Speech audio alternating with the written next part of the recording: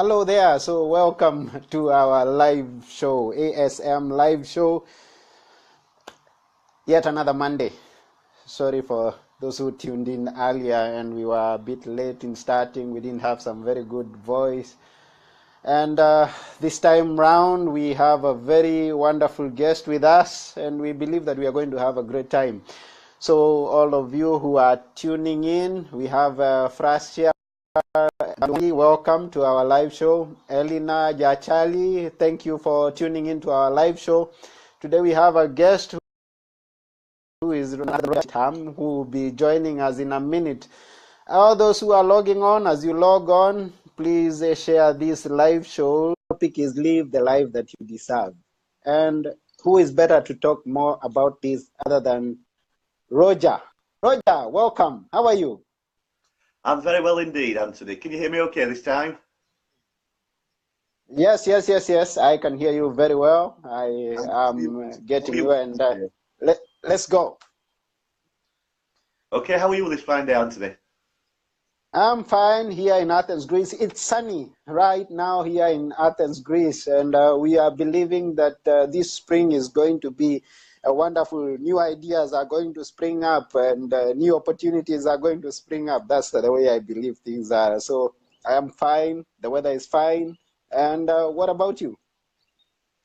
Yes, having a great time as well. The weather's not quite what you've got there in Greece here. We've got snow outside, but being a person who always looks on the positive side of things, you know, I just look out of the window, see the snow, and think to myself, there'll be some great childhood memories made today. So, snowy, but in a very positive way, Anthony. It's wonderful. You'll go through it. Indeed. You go through it. Yeah, as we are talking about living the life that you deserve. However the weather is, let's live the life that we deserve. So tell us who you are, Roger. Okay, thank you for that great introduction, Anthony, and welcome to all our guests today, wherever they are in the world. I'm Roger Cheetham, and I'm very proud to be the author of a book launching in Battersea, London, UK, this coming weekend. And the title of the book is actually The Life You Deserve, Surviving Trauma with Empathy and Inner Peace. And the reason the book came about was due to an event that wasn't particularly positive at the time in my life. I had 13 years as what we'd call here in the UK a pub landlord. Elsewhere in the world would probably be known as a bar manager. And I've actually just noticed that one of my former staff and good friends has actually joined us online. So great to see you, Sophie, and your support means a lot. Thank you very much for being here. But things changed for me, Anthony, on the 9th of June 2013. As I said, I've been in that position for a little over 13 years at that stage, and was taking my beloved black and white Patterdale Terrier Jasper for our end of evening walk, having just finished a 12-hour shift in the pub I was managing at the time. Little did I know as I set out on that walk that evening that it would be the last walk I would take as an able-bodied person, and almost the last thing that I would do in my life ever. It was just before midnight on a Sunday night, and came across the first person on our walk that evening, which was a little unusual because that time of night, you know, the streets were normally quite deserted. Thought nothing of it. We got a little bit further on, started to get a bit more concerned as a second person actually came into view, and that slight concern turned into absolute dread when we came across a third person, and so the three of them were all moving in on us, all wearing masks and balaclavas, and each of them carrying a fence poster or a baseball bat, and it was pretty obvious that we were their target, and there was going to be no escape from it. So any fellow dog lovers out there will understand what happened next. I bent down and tried to unfasten Jasper's collar to give him at least half a chance, because he's a dog that never had any road sense whatsoever. But I thought, you know, I'd rather him escape and take his chances with the traffic than what was obviously going to happen. Sadly, I wasn't quick enough, and the first sickening blow they actually landed on Jasper, breaking his clasp on his collar, which did set him free to take his chance. And given the time of day we're sharing this, I don't want to go into any graphic detail because I don't want to disturb any of our wonderful audience today. But suffice to say to each and every one of you, our lovely audience, I sincerely hope that none of you ever find yourself in a situation where you're laid in the road, hearing the sound of your own bones break, and each time you swallow, tasting your own blood. But that's where I was just before midnight on the 9th of June 2013. And I'd just like to take this opportunity to stress, Anthony, that I don't share that story for any pity party or sympathy or anything as such. My pure reason for sharing that with our lovely audience today, the reason behind the book, The Life You Deserve, and also the Life You Deserve online program, which is something I'm developing at the moment, are purely there to use my story as a positive and to demonstrate to other people that shows how bad life actually gets.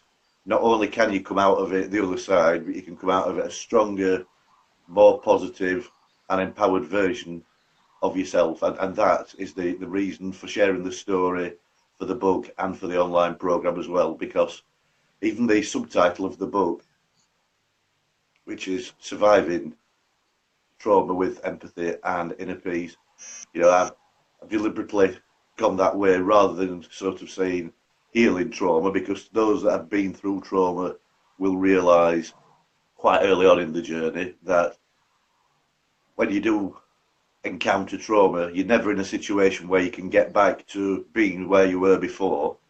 It's very much a case of looking forward and making life the best it can be moving forward. One of the first pieces of advice I would give to anyone in that situation is please don't try and get back to where you were before, because what's happened to you is going to have changed you significantly. So don't dwell on the past, don't look back, just look to the future and how you can become the best version of you can become and have the best life you can have moving forward. Wow, thank you very much, Roger, for that wonderful introduction. Now let's get it very, very, very clearly. From 9th June, the year 2013, that was the last time that you walked on your 2 feet. So as we are talking right now, you cannot walk on your 2 feet. Is that right? I'm not, I think it's just out of shot. I'm not able to walk unaided. Since that date, I've actually had these 2 companions with me to be able to walk anywhere beyond the living room of the house. At the time the attack actually occurred, I was in a very broken state and rushed by ambulance to our local accident and emergency, where I was treated very, very well. Unfortunately, I did hear the trauma consultant, as I found out the voice belonged to later, addressing my wife from the other side of the cubicle curtain, and he obviously wasn't aware that the effects of the ketamine, which was the drug that had to give me because I was so broken at the time, had worn off. And I actually heard that trauma consultant telling my wife that whilst they do everything that they possibly could for me over the coming hours, that the next few hours were critical and she really did need to prepare for the very worst. So there am I hearing second hand that I may not even live through the night. And the next thing that he went on to say was that if I did live, I'd be with them for several months and I would never walk again, and they'd probably have to amputate the lower right leg below the knee. I've always been one to demonstrate tenacity, and I was determined that none of those things were going to be the case. So apologies to the audience for the spoiler alert, but I didn't die, hence me being here today and able to share this story with you and our lovely audience. I did manage to keep the leg. It's not going to win me any ladies' tights modelling contracts or anything like that, because it is quite deformed at the moment, but it's still a leg and it's still my leg. And, I don't need to have the crutches to mobilise, but I can still mobilise. So compared to what could have been at that turning point of the 9th of June 2013, life is a lot better than it could have been. Oh, Now, let me ask you, I don't know, maybe it could matter to someone or it may not matter, but, and as long as you may not go into details of the tragic thing, was there something that caused that? I mean, because life happens, people say, did it, was it something that you triggered and you and your friends had triggered? Was it a conflict of sort, or it just happened to you that you met with that fate? That's a great question, Anthony, and it's one that I don't actually know the answer to, and I'll just give a little bit of context as to why I'm not able to give a yes or no answer to that one. Oh, As I've been sort of running bars for 13 years, and it's the kind of job where, with the best will in the world, you can't be everybody's friend. So it's good. to get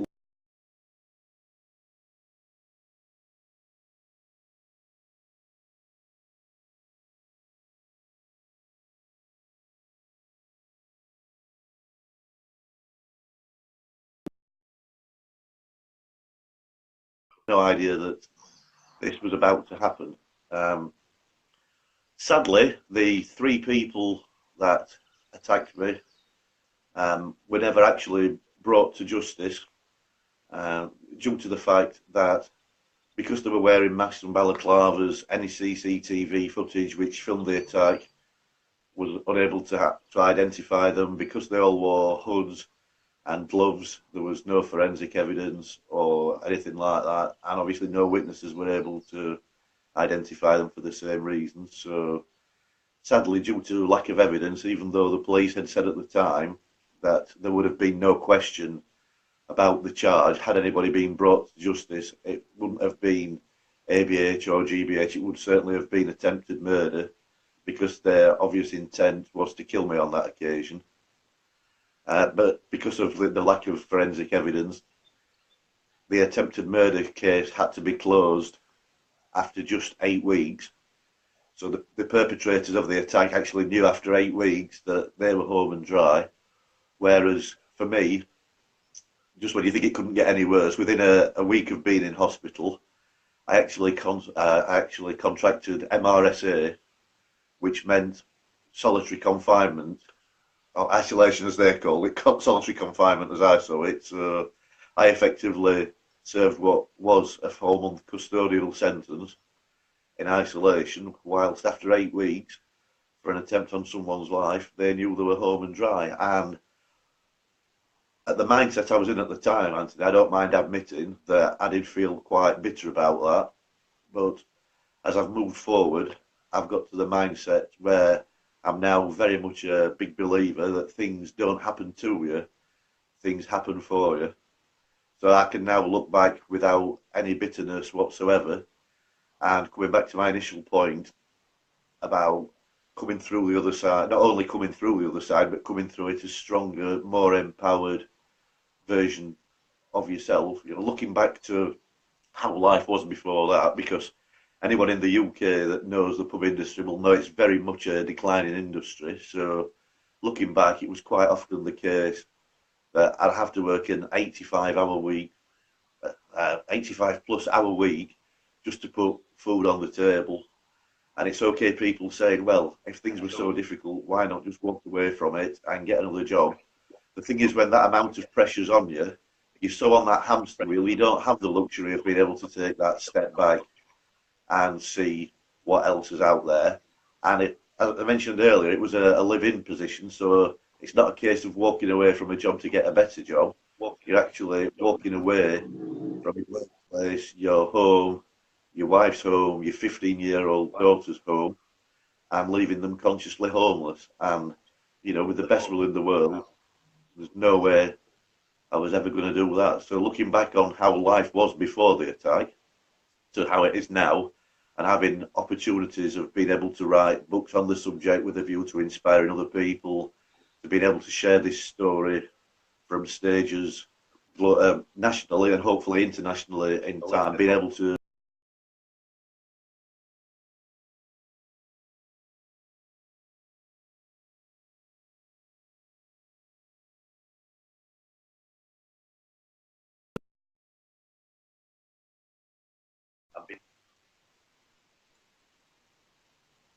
Yeah, now I'm hearing you back again.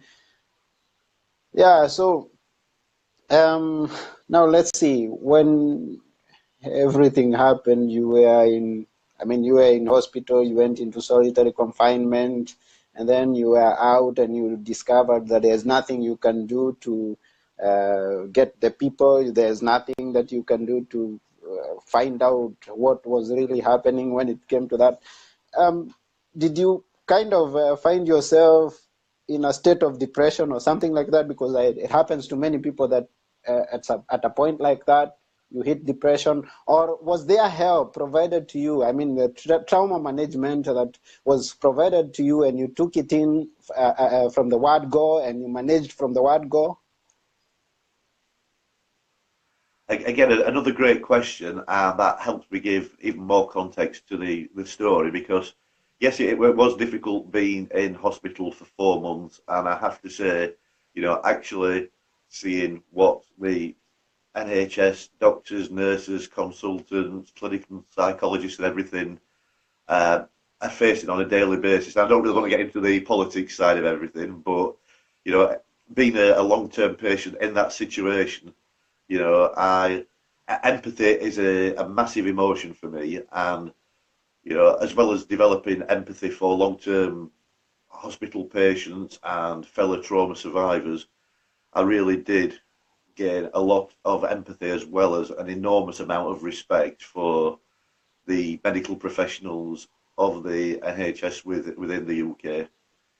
And great people doing a great job, and certainly people that are in the job because they have a passion for it. So, whilst 4 months in hospital was quite a difficult period of time, it wasn't the darkest time. And this is something I think it's very important to share because most people that have never encountered anything like this in their lives would assume that the difficult time was the 4 months in hospital. And that wasn't the case, actually. As I said, most of it was in isolation, but as a result of that, it did mean that I was as in a cubicle and on a night shift every evening we'd have what we call in the UK bank staff, who are people who are from a different department, maybe even a different hospital, just picking up an extra shift. So each evening I'd have a different face ask me, "Oh, Roger, what happened to you?"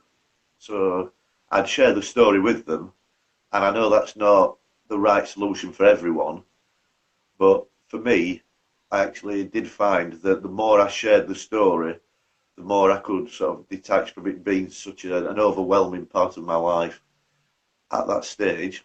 So, one of the tips that I actually share in my book for anyone else experiencing trauma would be to get it out of the head and get it out there somehow, whether that be a case of getting it down on paper, whether it be sitting at a keyboard and putting it onto a word processor, or whether it just be dictated in an audio way if the written world is not particularly people's forte. And if people don't particularly want to share it or anything, then once you've written that piece of paper, by all means, just tear it up and destroy it, and don't share it with anybody else, or file it away in a drawer until such a point that you do feel that sharing it with others would have a purpose, which is the stage I'm at now. But whichever way of doing it, I would say get it out of your head. But going back to your question, I say it was the 9th of June 2013. I was hospitalised, and on the 17th of September that same year,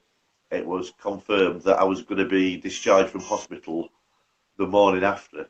And basically, for anyone that's ever been into sort of goal setting or that's had a dream of their life or anything like that, for those 4 months, actually returning back home to the family home was an absolute dream. It's all I'd been interested in for 4 months, and I was just overwhelmed with actually knowing that all I'd hoped and prayed for 4 months was actually going to happen, and I was going to be back at the family home. So the euphoria I can't describe to you on that day. A very different story to 12 hours later when I was laid in bed back at home, and I stressed back at home, not in my bedroom back at home, because by this time I still had an external fixator through the lower part of my right leg, for anyone that's never encountered such a device, the best way I can describe it is like an old-fashioned external television aerial or antenna drilled through the bones of my right leg in several places. I was still unable to weight bear successfully, and therefore I ended up living in what's known in medical terms as a triangular living environment, which is effectively just living between bed, mode, and wheelchair. So, not particularly a very glamorous lifestyle whatsoever. And that was all within the family living room. So, not only was it a family living room, it was my bedroom, my bathroom, my toilet as well. And, you know, not an ideal situation for me or my wife, Claire, or my daughter, Tash, to be in at that situation. And, you know, even the social activity of being in isolation in hospital, you know, it meant, as I mentioned earlier, seeing a different change of shift of nurses each day. You know, I've never been one that's been good with injections, but I got to the stage where I was even glad to see the phlebotomist every other day when she came to change the cannula. Whereas when it came to actually returning home to that one room environment, you know, with the exception of the NHS provided physiotherapist coming to visit me every other day, you know, the people who had come to see me in hospital, and understandably for the very right reasons, also, you know, let's give them a chance to reform as their own family unit. Let's give them space. Let's keep out of the way. So, literally, it was just the three of us living in a one-room environment, and life did get to the stage where, you know, I remember after the euphoria of everything that I'd aimed for coming true. I think the best analogy I've heard this compared to is a mountain climber with all the euphoria of thinking they've reached the summit, only to find out they're actually only that was the come down that I endured from actually coming home to the following days. And I don't remember life being all about laying in that bed, looking at the magnolia walls, reflecting the magnolia life I was living, staying in bed as late as possible in the morning, watching lame brain TV for a few hours before going back to bed as early as possible, just to make days short enough to actually survive. So that, you know, that was the point, and that's how I was feeling at the time. That's when the real depression and the heartache set in, and that's when I started thinking, you know, I've fought tooth and nail for 4 months in hospital to survive this experience. Is this all there is to show at the end of it? And you know, it was a very difficult time. I mean, it was certainly by no means a short term thing. I mean, it was the January the following year before the fixator was removed, and I actually started to get a little bit more mobile. Initially with a wheelchair, beyond that with a walking frame, and a long time after that with the pair of crutches. But in answer to your question, that was the time when the depression was there. Uh, you know, hopefully it's showing to our audience that I'm a very positive person, but for someone so positive to have hit such a rock bottom, you know, it's looking back now where I felt compelled to write the Life You Deserve book, the online program, and to share the story from stage and on online platforms like this, just so anyone else going through the same can see that, should how bad things get, there is light at the end of the tunnel. And you know, I don't claim to be anything special, and I've come out of the other end of this. Uh, you know, as I've mentioned earlier, comparing it to the lifestyle I had before the attack, things are so much better now. Yes, there are things I've had to give up. You know, before the attack, I was a qualified deep water scuba diver. I used to play pigeon shoot every other weekend. I used to go on 8 mile organised rambles twice a week. You know, those days are behind me, so there are things about life that I miss, and hence the point I made earlier about not trying to get back to where you were pre the traumatic event stage of your life, and focus on what you can no longer do, but very much look forward from where you are now, the difference you can make out there. And to be honest with you, Anthony, and our audience, once you've lived a day which was almost your last day on this earth, then you're grateful and full of gratitude for every single day that follows.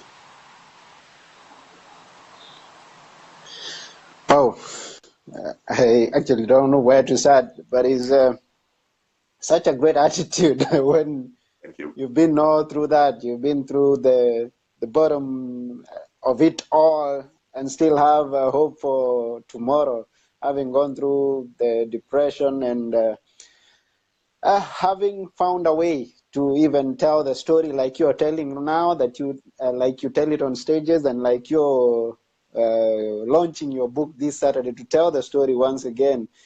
It's not so many people that may rise up. I mean, when you are down, many people see down as the only place they can only be. They cannot imagine themselves being again up. And so when you have this kind of mindset that yes, I can be, I can live my life again, it's wonderful.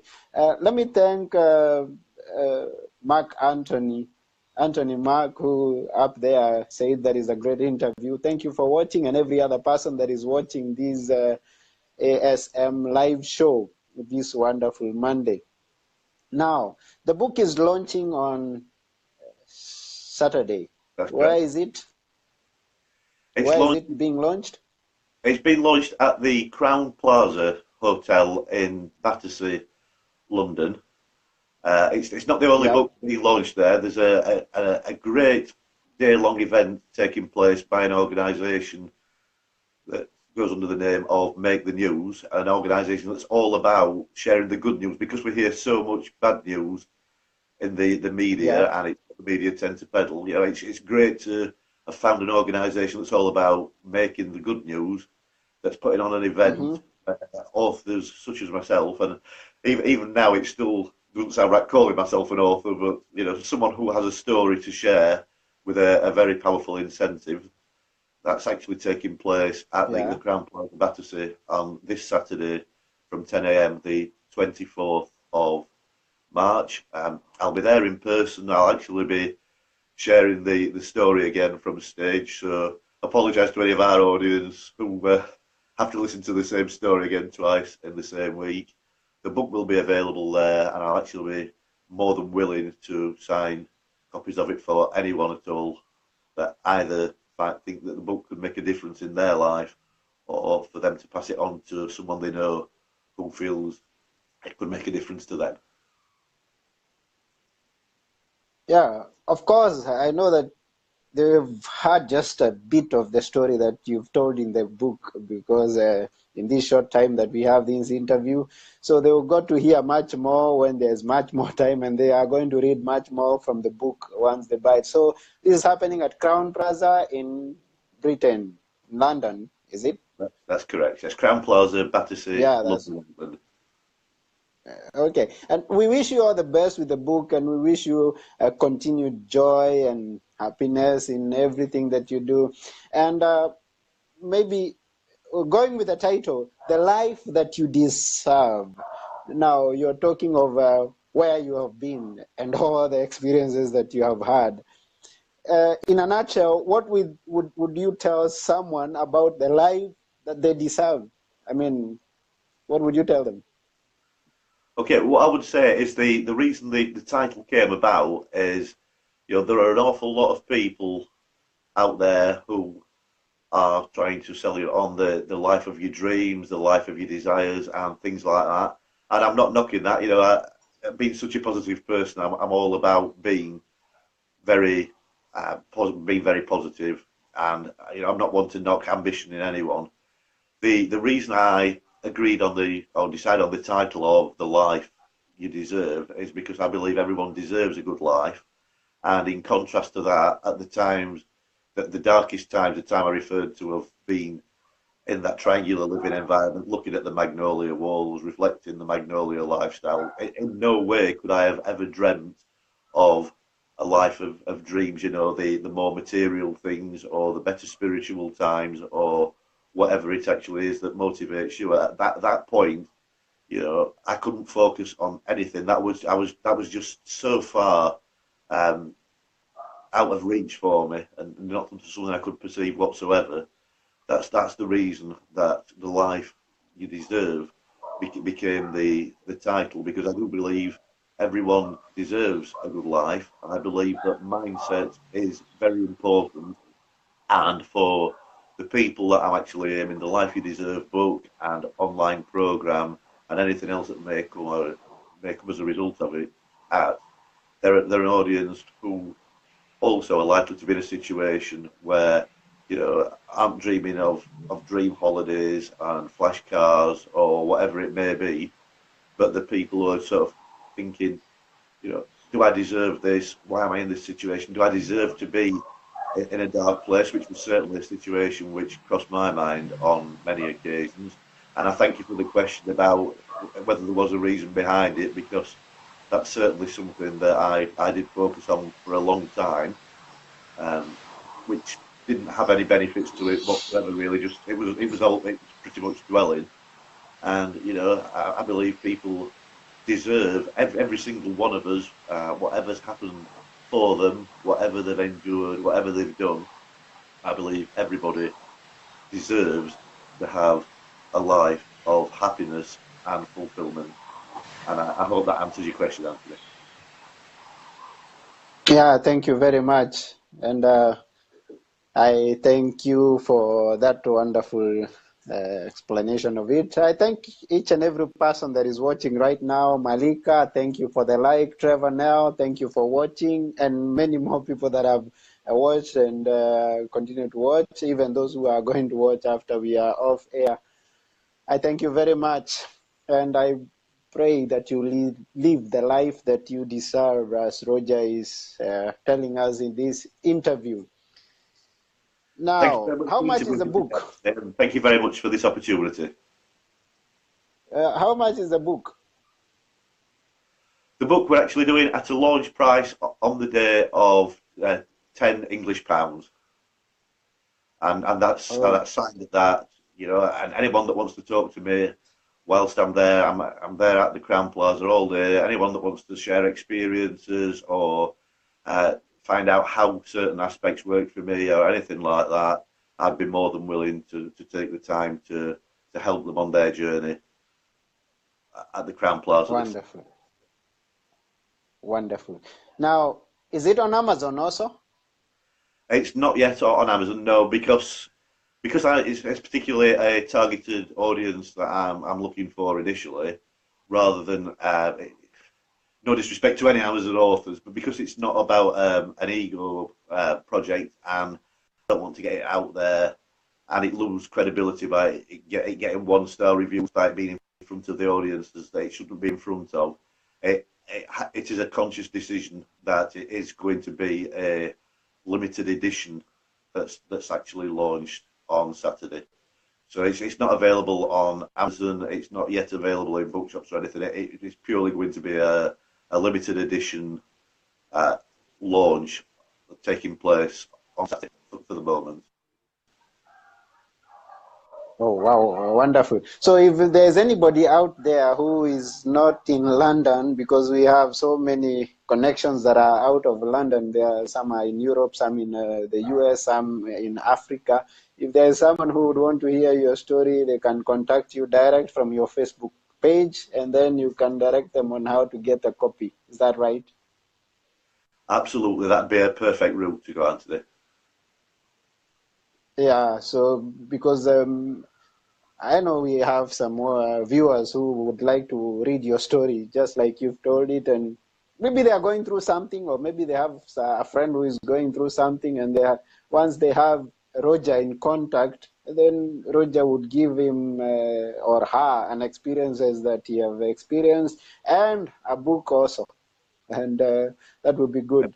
So those who are watching, you can contact Roger, ask him to share a bit more of his story, and buy his book to support him also in his quest to reach out there with the inspiring story. So it's up to you, the viewer. Contact Roger. He's tagged there, and I believe that he can continue to answer your questions if you have any questions down there. Yeah, Absolutely. so this is it. Yeah. You have something to add, more to add before we are off here? Um, no, other than sort of if there is just a heartfelt message to our wonderful audience today. If anything I've said has resonated with you, or you're aware of any group or any organisation or anything like that, that sharing my story with would make a positive difference, it would be my absolute honour and privilege if you would get in touch and enable that to happen for those people. So with that, what I get is that Roger is available to come and speak to the audience, wherever that the audience may be, anywhere on the world. Absolutely right. So it's up to the viewer to contact Roger and ask him to come and give the story to the audience. That's up to you, the audience. We thank Roger. It's only a short part of the history that we've got to share in this live show. And once you contact him, you get much of it. Once you buy his book, you get much of it. And we wish Roger all the best in the days to come. We wish a wonderful launch and great days ahead. That's all we would wish you. Now, yeah, that's all we wish you, and that you find the life that you deserve even at this point. Thank you very much, Anthony, once again for interviewing me, for the opportunity, the platform, and once again, thank you very much to all our audience members as well for taking the time out of their Monday to watch this interview. Thank you all. Okay, to every viewer, thank you for now. And look out for the next ASM live show here on Facebook Live. This is Anthony and our guest, Roger, and we are telling you bye for now. Bye. Bye.